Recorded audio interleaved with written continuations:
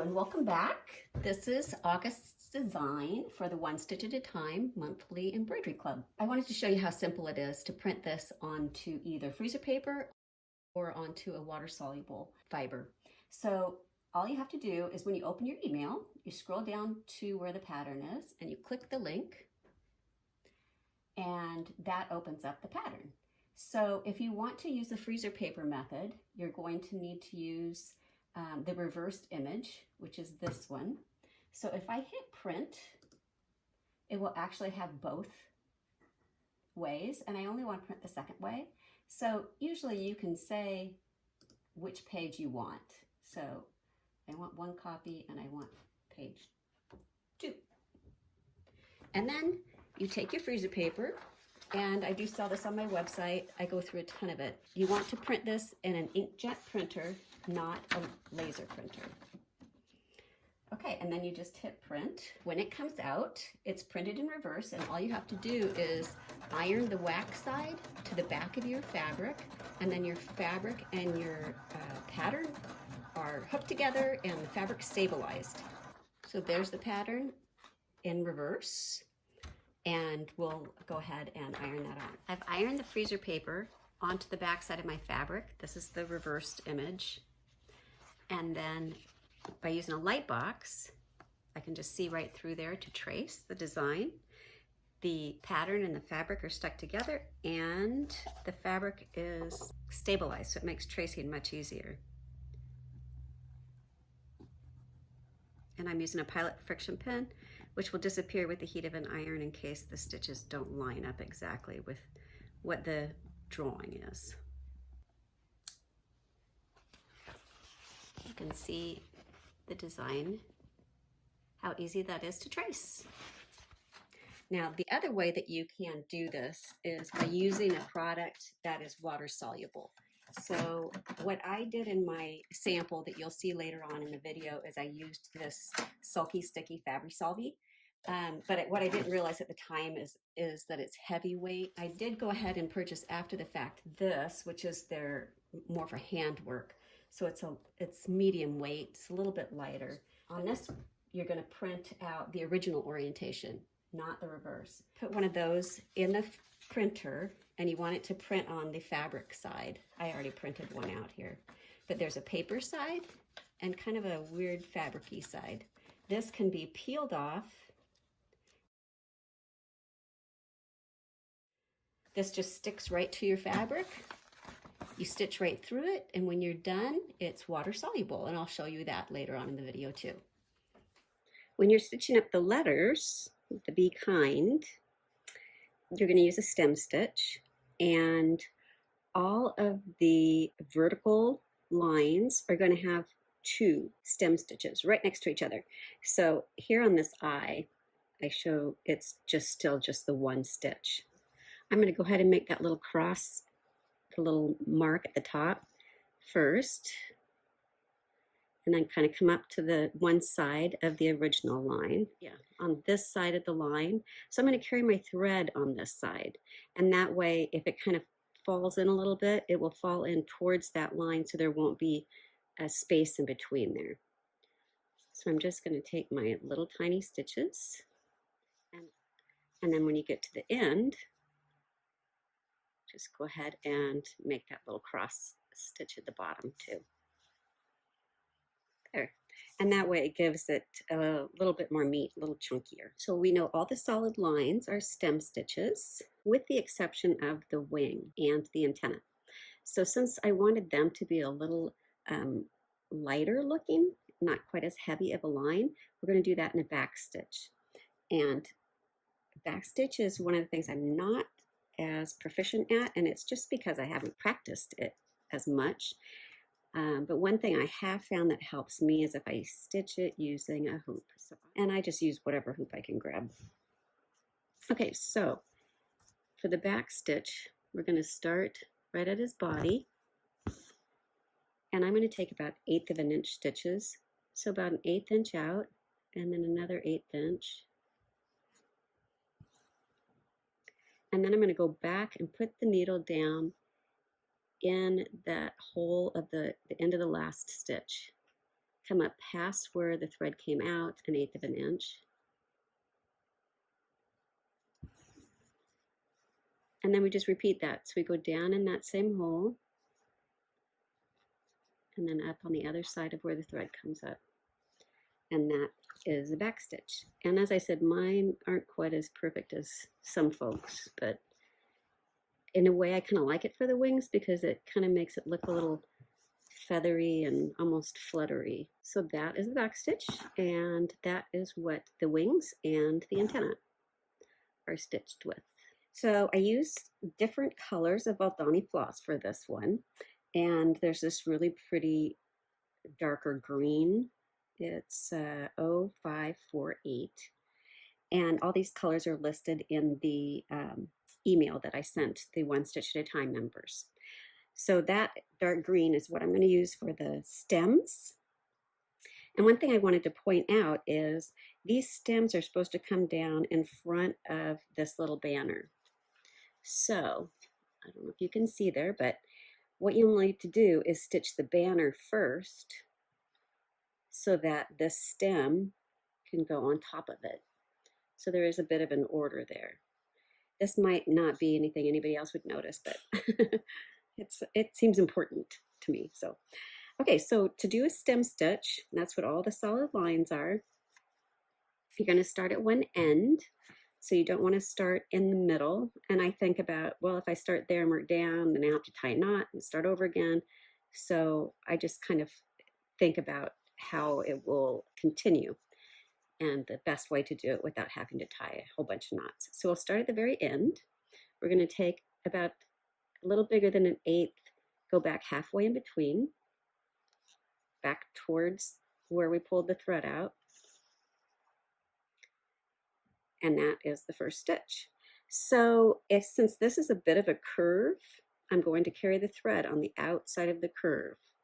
So we always want to carry the thread in the same spot. So I'm going to take 1/8 of an inch, come back up in that same hole where the thread came down before, right there.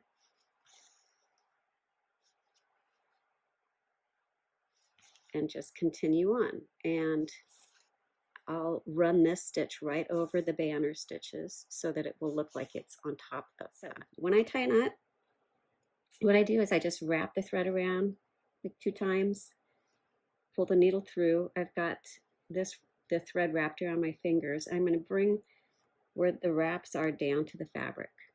Put my finger on it and pull. Now I've got a knot right up against the fabric. And then before I cut it, I'm going to repeat that. Only this time I'm going to bring those wraps about 1/4 of an inch from the fabric. Put my finger or thumb on it, tie a knot. So now I have another knot with space in between. So if I cut there, now my thread is knotted and ready to start stitching again.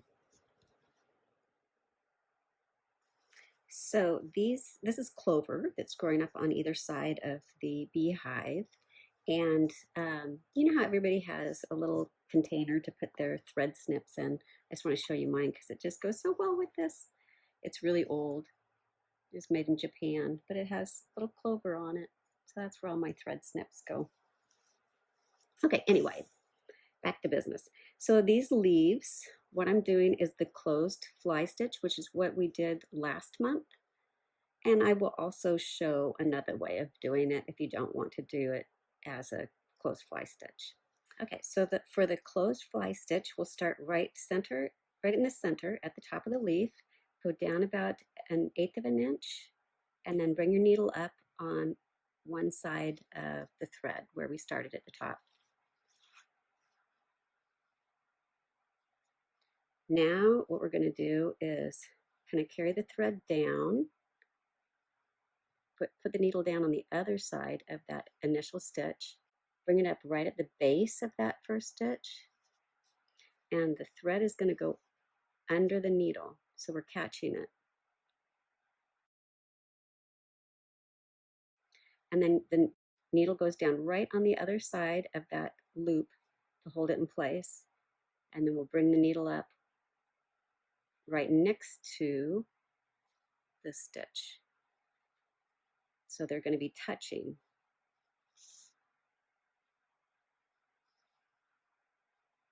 And sometimes it helps to just kind of smush them together with your finger. So now I'm going to go over here on the other side of the leaf, take the needle down right next to the stitch that we just did, come back up right in the same hole at the base, catch the thread under the needle, and then just hook it in place. And we just continue that on. The other place you're going to use the lighter green, which is what we used for the leaves, is at the base of the clover flower. And these are just little fly stitches. So super simple. You're going to start at the flower side,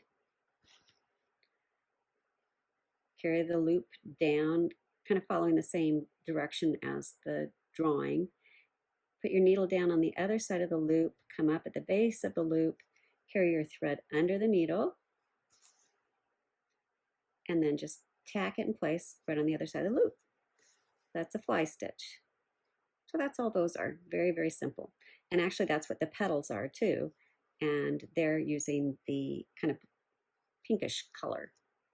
I was going to do a light purpley, but I didn't have that thread, but I kind of like this color. I think it works well too. One thing that you'll notice is my drawing is a little bit different than what I'm stitching. You can kind of see my initial drawing, the loops under there, and see how many I drew there. And I'm not going to stitch that many. That's why I use the Pilot friction pen, because it will disappear with the heat of an iron, this little guy, because my stitches don't always line up with how I initially drew them, because I just don't know until I start stitching how big things should be. I also wanted to show you here, you know, I thought maybe I drew that too close to this little loop, so I made the leaf smaller. I don't really like it small, so I'm going to go ahead and take it out. These little Kai scissors are super, super pointy at the end, and I love them for doing things like this, because they just slip right under the threads, and it makes it super easy to pull the threads out. And I do have these on my website. I also carry some of the Valdani threads and freezer paper, fusible web. I don't carry a whole lot of products on my website, but I have to say the things I carry are the things I use all the time. Now we're going to stitch this clover. And as I said before, my lines here aren't quite what I'm going to be stitching, but on the pattern that you get, they will be like that. So you can just follow along on the pattern. But the first thing that you want to do is start on one end of the bottom of the base. And you can see it's a solid line that's drawn. We're just going to do a little stem stitch. And that's just going to be the base of the flower. And we'll work our way up from there. Okay, so now I'm over at this side. And I'm going to bring the needle up just right at the end of it like that. Okay, so now these are just a bunch of fly stitches. So we're going to carry the thread up like that. I'm going to move over. So you're going to follow the lines that are drawn. And you come up at the tip of the little loop like that. And you're going to tack it in place. Just like that. And then we'll just continue, and you just follow the ones that are drawn on the pattern. So these are, even though they have a lot of texture to them, they're actually really easy to make, which is kind of fun. Okay, I'll go ahead and finish up this last flower. So when I was stitching the bee, I kind of jumped the gun and I filled this little body part in without making a little video on how to do that. So I just am going to do it again down here. So initially you're going to just do a stem stitch around the outside, which is going to be a solid line. And as you can see here, I haven't traced anything in the middle. On the pattern, it shows a bunch of chain stitches, but you don't need to trace each one. That's up to you if you want. But anyway, so we're going to bring the needle up right inside of the circle. You're going to put the needle down in that same spot, come up I use about 1/8 of an inch. Put the thread under the needle and pull it through. There's one chain. Now we're going to put the needle down inside the loop, make another little stitch, carry the thread under the needle again. There you go. And that is a chain stitch. So you just start at the outside edge and keep circling around until you fill the whole guy in. And the reason I did that is I kind of wanted it to be kind of fuzzy looking, if that makes sense.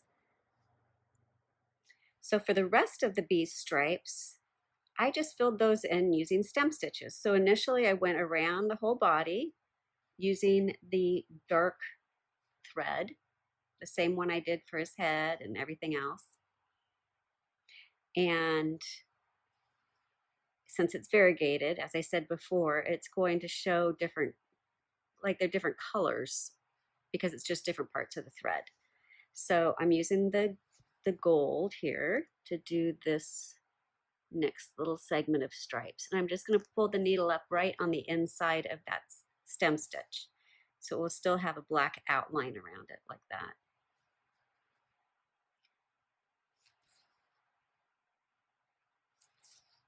And it's kind of like the letters where you're just going to do the stitches right up next to each other. So there's no fabric showing underneath. So there's one row. I'll bring the needle up right next to it. And I'm just going to do another row. So that's a stem stitch. The head is the stem stitch, just going back and forth. These little legs, those are stem stitches. And then in this thicker part, that's just another stem stitch right next to it. Not the whole way out because we want the tip to be really thin, but just where it's indicated in the pattern, you're going to do 2 stem stitches right next to each other. So stitching up the beehive is pretty straightforward. The outside line is going to be a stem stitch, and then all the little dashed lines are just a running stitch. It's supposed to make it, you know, kind of look like it's a little woven. Now at the base, I thought it needed something a little heavier to kind of weigh it down at the bottom. So I'm making these little black or dark elements. What I'm doing is doing a fly stitch. So I'm going to come up on the inside of the yellow line. And your pattern will have these drawn on there. I do your pattern from this one. After I get it done, I scan it in and then trace it so that it will look like this one. So the thread's going to go under the needle and we're doing just a fly stitch here. So just like we did on the clover petals.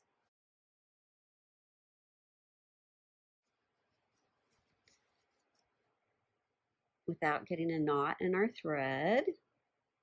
So you know when you get these little knots that have the little loopy loop there, if you just put your needle in there and see how it's kind of angled up. I put my needle in there and then I'm going to pull it the opposite direction. So right now it's kind of facing up. I'm going to pull it down and it just takes that little knot out. I'm not sure what causes those. Okay, so I'm going to tack the end of it. So you can just do this across the bottom.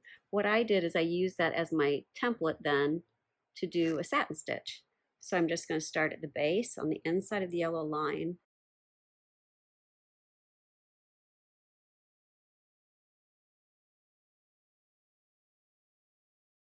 Just using it as my guideline.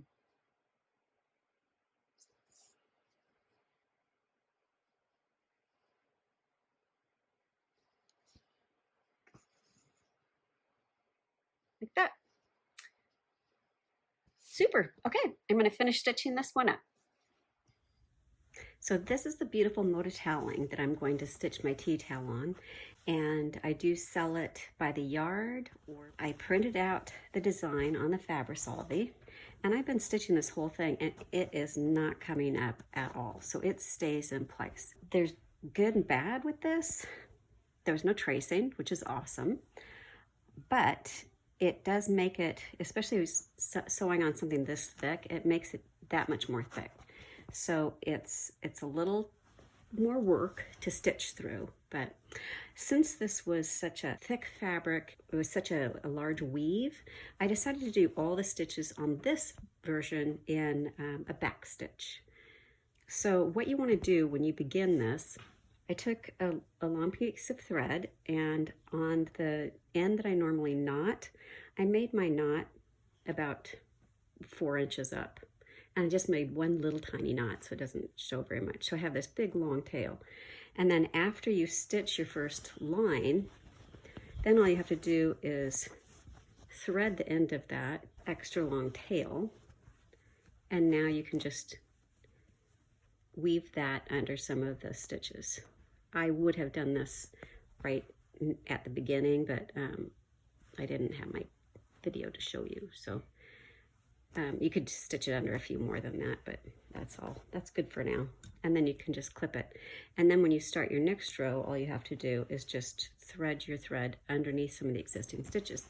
So this is my back side. You can see I tried really hard not to carry any thread. I just would go under existing stitches, around, and then up where I needed to go. And then when I finished, and I had a little bit of a tail left, then I just thread that underneath my existing stitches. The leaves, as you can see, they're not the closed fly stitch. They're just a very simple outline. I just outlined the bee. Again, everything is using a back stitch. I don't think I'm going to fill that in. And you take this off by just soaking it in water and agitating a little bit. You're going to stitch right through there.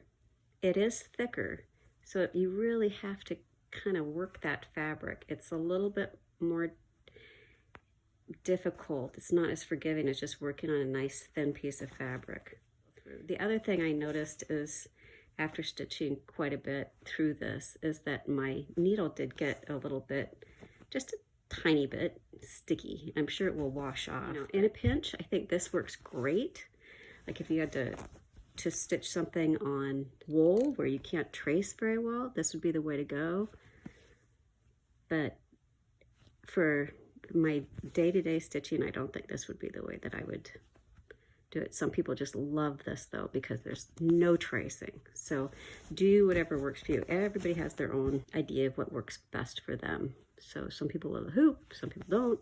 So you just kind of have to find what works for you. Okay, so I'm going to take my finished stitching with the Fabri-Solvi on it. I put some water in my sink. I haven't done this before, so I think it just dissolves. Oh, yeah, look at that. How weird. So I guess if you're going to use this method, you definitely want to make sure that whatever thread you use is color fast, because you don't want to do all that work and then have all the colors run. Okay, I'll continue this and then I'll show you what it looks like once it's all cleaned up. Hi. Okay, I'm going to show you my finished kitchen towel. I like how it turned out. I don't know as though I'll ever use it because it was a lot of work. One thing I wanted to point out is if you use this toweling, make sure you hem it before you start stitching, doing all your embroidery, because it does ravel. So, but I like the way it turned out. I hope you enjoy this one, and we'll see you next month. Bye.